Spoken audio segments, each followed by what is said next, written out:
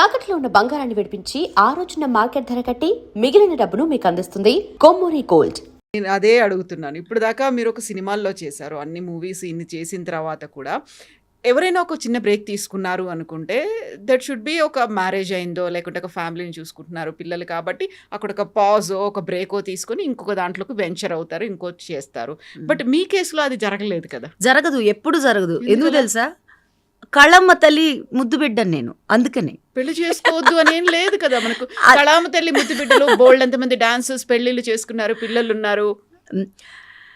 పెళ్ళి ప్రేమ అవన్నీ personal things. So వాటితోటి జనానికి నాకు ఎటువంటి సంబంధం లేదు, మీకు అంతకన్నా సంబంధం లేదు.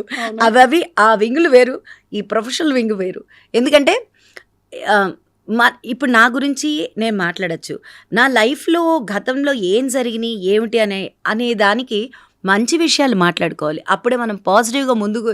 ప్రతి మనిషికి ఇది జరగదా, ఇది అవ్వదా, ఇది అవుతుందా, ఆ సందిగ్ధాలు వస్తాయి. అండ్ కొన్ని తీసుకోవాల్సిన సందర్భాలు వస్తాయి. కానీ దాంట్లో ప్రతి ఒక్కరికి పాలిష్ అవుతూ ఉంటుంది. లేకపోతే how you can sharp your self, how can you stand your self.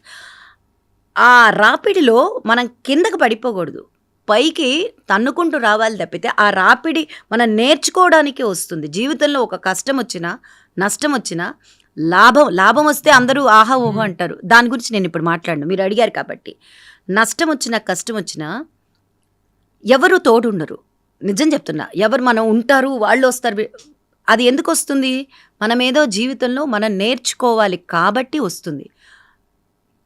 అది నేర్చుకునేంత వరకు ప్రకృతి ఏమి వదలదు. ఫస్ట్ చెప్తుంది, తర్వాత బ్రతిలాడలేదా ఒక్కడ 4 పీకి నేర్చుకునేంత వరకు నేర్పిస్తూనే ఉంటుంది. Simple as such. అందుకనే అది చేయలేదా, ఇది చేయలేదా, ఇది అవ్వలేదా, నేనేం చేయాలో, నేను ఎలా ఉండాలో అలా ఉన్నాను, చక్కగా ముందుకు నడుస్తూ ఉన్నాను. పెళ్లి గురించి సరే మీరు వద్దనుకోవచ్చు, ఫ్యామిలీలో పేరెంట్స్ ఉంటారు, సిబ్లింగ్స్ ఉంటారు, నైబర్స్ ఉంటారు, అడుగుతూ ఉంటారు కదా, ఎందుకు చేసుకోలేదు మధు, ఎందుకు పెళ్లి చేసుకోలేదు, ఎందుకు వద్దను. జీవితంలో పెళ్ళి అనేది ఒక ఆస్పెక్ట్ అండి కదా. అవును, జీవితం అదే కాదు కదా. ఓకే కదా. కొంతమంది ఎట్లా అంటే కొన్ని వాటి మీద చాలా ప్యాషన్గా ఉంటారు. దాని ముందు చాలా మిగతావన్నీ పెద్ద విషయాలుగా ఏం అనిపించవు, కనిపించవు. సో మేబీ ప్రకృతి wants me to be like this.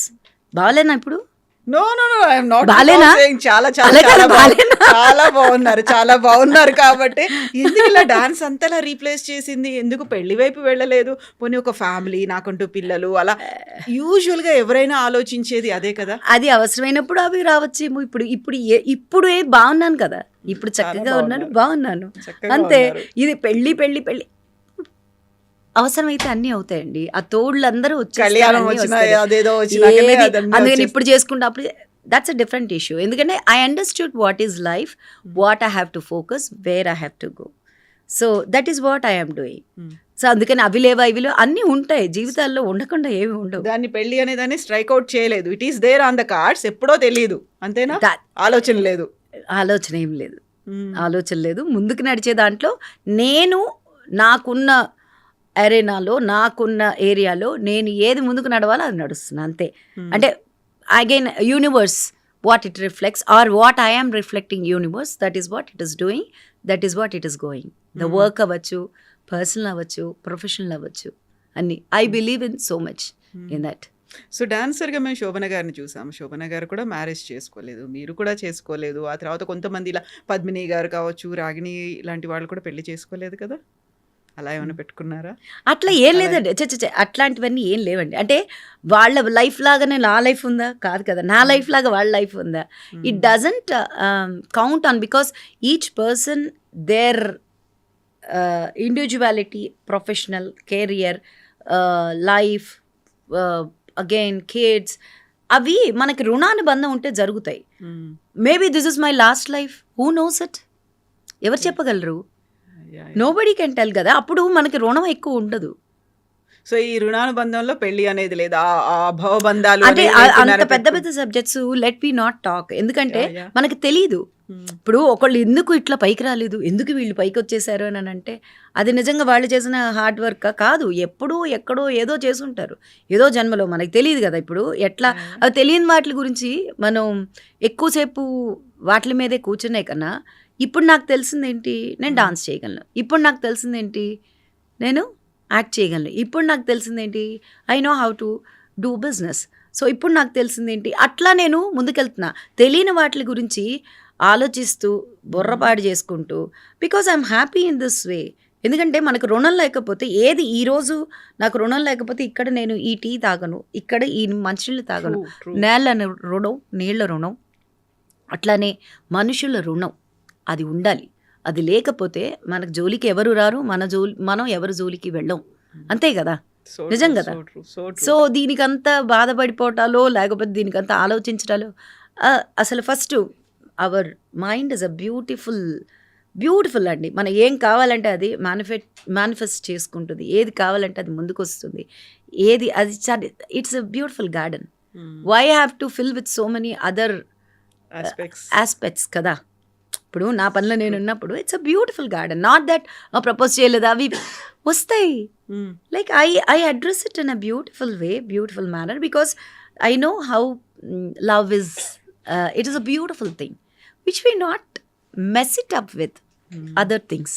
So proposals వచ్చి ఉంటాయి చాలా వరకు, మేము మిమ్మల్ని లవ్ చేస్తున్నాం అనేది in the industry, out side the industry, family members దగ్గర నుంచో, రిలేటివ్స్ దగ్గర నుంచో వచ్చి ఉంటుంది.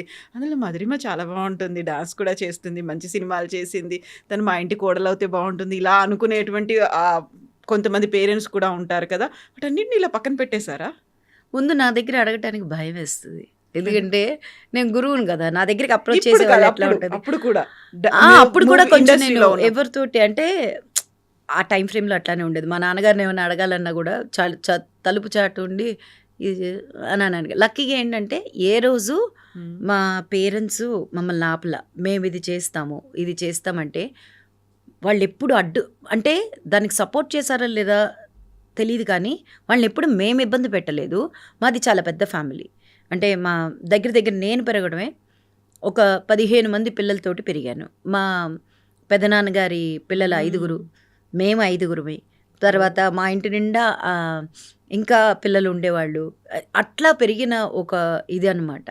సో దాంట్లో అప్పుడు మనం మేనేజ్ చేసుకోవడం చాలా ఈజీ. అంటే ఇంతమంది మనల్ని మనం మేనేజ్ చేసుకోకపోతే లీడర్షిప్ క్వాలిటీస్ అవన్నీ it developed. I grew up like that. So దాని గురించి నాకు పెద్ద ఏది నన్ను బాధించడమో స్పందించడమో ఏంటి, నా సాధన కూడా ఉంది కదా దీంట్లో. నాకు చిన్నప్పటి నుంచి నేను స్పిరిచువల్గా ఆధ్యాత్మికంగా ఉండడం. ఓకే ఇది వచ్చిందా, సరే దీనివల్ల అయి ఉంటుంది, అది వచ్చిందా, అంతే. అట్లానే తప్పితే కుంగలేదు పొంగలేదు. So how does one feel అయిపోవడం అట్లాంటివన్నీ లేవండి. అవన్నీ వచ్చినా కూడా అంత నన్నెవరు ఇబ్బంది పెట్టి అట్లా ఏం లేదు. నేను చెప్పంగానే వాళ్ళు అర్థం చేసుకునేవాళ్ళు, వాళ్ళకి అర్థం అవుతుంది, అంతే అయిపోయింది. దాని గురించి అరే నేను మనిషినండి, ఎందుకు అరే ఆగండి చెప్తాను. ఒక పక్షికే ఎన్ని బర్డ్స్ వచ్చి ఇవి వేరేస్తాయి తెలుసా. అండి చెప్తాను, ఒక చిన్న కథ చెప్తా. ఇప్పుడు మనకి ఈగల్ ఉంది కదా, గ్రద్ద, అది it's a queen of the sky, you know it. It's queen of the sky. అది ఎగిరినంత మిగతా పక్షులు ఎగరలేవు యాక్చువల్గా. అండ్ అది ఎంత టెస్ట్ చేస్తుంది అంటే ఒక పుల్ల తీసుకుని అట్లా పైకి వెళ్ళి డ్రాప్ చేస్తుంది. వీడి సత్తా ఏంటోనని ఆ ఫీమేల్ బర్డ్ తెలుసుకుంటే కానీ ఇట్స్ అ బ్యూటిఫుల్ స్టోరీ. అంటే అంటే మేము డాన్స్లో వాటిలోనే అభివర్ణిస్తాం కాబట్టి మాకు ప్రతి ఆస్పెక్టు మాకు తెలియాలి. కాబట్టి పక్షుల గురించి కానీ జంతువుల గురించి కానీ వాటి గుణగణాలు కానీ ఇవన్నీ మాకు తెలుస్తాయి. సో దాంట్లో ఒక జీవజాతికి పక్షులకే వచ్చినప్పుడు నేను మనిషిని, నాకు అవన్నీ రాకుండా ఉంటాయి అనుకుంటున్నారా? రావు అని అంటే ఇప్పుడు మీరు నమ్మేస్తారా? కాదు కదా, అది హిపోక్రసీ అంతే. అవి వస్తాయి. వచ్చినప్పుడు మన భగవంతుడు అని చెప్పను, ఓకే యూనివర్స్ ఇచ్చిన my mind, how you react, that's how the people will approach. Like నేను ఎలా ఉంటానో అలా ఉంటాం కదా, కాకపోతే ఒక అడుగు దూరంగా ఉండి మాట్లాడతారు తప్పితే ఎవరు నా ఏరియా లోపలికి వచ్చేసి మనకొకంటూ ఒక ఆరా ఉంటుంది. సో ఆ ఆరా క్రాస్ చేసుకుని 7 లేయర్స్ లోపలికి క్రాస్ చేసుకుని వచ్చి మనం వెళ్ళి దేర్ ఇస్ ఆ సాధన అది అట్లా ఆపగలదు, ఆపుతుంది. నేను అలానే ఉన్నా. Which is happening is that like approach ఎవరంటారు, అప్రోచ్ అవుతారు, కానీ అడగడానికి అందరి ముందు అన్నీ అడిగేసేయలేరండి. మీరు అనుకుంటున్నారేమో. అలా అనుకుంటే ఈ పాటికి చాలా చాలా చాలా అయ్యాయి ఇక్కడ ప్రపంచంలో. నేను ఫిల్మ్ ఇండస్ట్రీకి చెందినటువంటి ఉమెన్ పర్సనాలిటీస్తో ఎప్పుడు మాట్లాడినప్పటికీ కూడా ఇలాంటివి కొన్ని ఇష్యూస్ ఉంటాయి. వాట్ దేవర్ ఫేసింగ్ అనేది డెకేడ్స్ టుగెదర్ ఉన్నటువంటి కొన్ని సమస్యల కమిట్మెంట్ అడుగుతారు, లేకుంటే మీ టూ మూమెంట్, కాస్టింగ్ కావచ్చు, ఇట్లాంటివన్నీ వచ్చాయి, మేము యాక్సెప్ట్ చేయలేకపోతే మమ్మల్ని తీసేస్తారు సినిమాల్లోంచి ఉన్నాయి. కాబట్టి అలాంటిది ఎప్పుడు ఫేస్ చేయలేదా మీరు? మీ దగ్గరికి ఎప్పుడు రాలేదా? చెప్పాను కదా ఇందాక, నేను ఒక సినిమా ఒప్పుకుంటే వాళ్ళ బ్యానర్లో 3 ఎట్లా వస్తాయి, ఎట్లా చేయగలరు? ఇప్పుడు అవి తెలిసి అంటే మా నాన్నగారు మా ఇండస్ట్రీ మొత్తం ఉన్నా కూడా అంటే నేను బహుశా నాకు అట్లాంటివన్నీ, ఎందుకంటే నేను డాన్స్ నాకు బేస్ అని అందరికీ తెలుసు. ఇప్పుడు సినిమా రాలేదనుకోండి, ఇప్పుడు రాలేదు, నేనే దూరం వెళ్ళాను. ఇప్పుడు నాకు వాళ్ళంతా వచ్చి పెట్టారా, లేకపోతే నేను కాకపోతే ఇంకోటి ఉందిలే తనకి హోల్ అండ్ సోల్ ఇదే కాదు. డెఫినెట్లీ ఇఫ్ ఇది అంటే how I can say it is not about the women. I am talking generalized. Men are women. If somebody is strong, can you go and do your tantrums? It will work? No. Same way. అది మిగతావన్నీ మీరు చెప్పినట్టు నాకు అవన్నీ తెలీదు. నాకు అవన్నీ వాటితో సంబంధమే లేదు. నాకు సంబంధం లేనప్పుడు హౌ కెన్ ఐ ఆన్సర్? నాకు నా వాటితో సంబంధం లేదు. అలాంటివి వచ్చినాయా?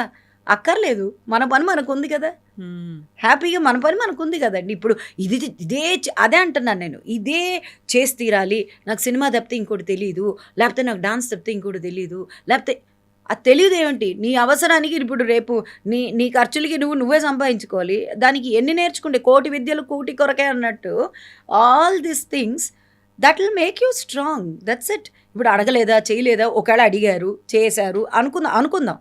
How does it matter? Definitely how does it matter? నాకు ఎప్పుడు అర్థం కాదు. How does it matter? ఎవరో ఎక్కడో ఏదో వెళ్ళారు చేశారు. Why do we talk about the smallest thing? Why? అది మీరు నేను చర్చించుకోవడం తప్పితే చర్చించుకోవడం వల్ల ఎవరికన్నా పైసా ప్రయోజనం ఉందా? ఫస్ట్ ఆఫ్ ఆల్ నాకు ప్రయోజనం ఉందా, మీకు ప్రయోజనం ఉందా?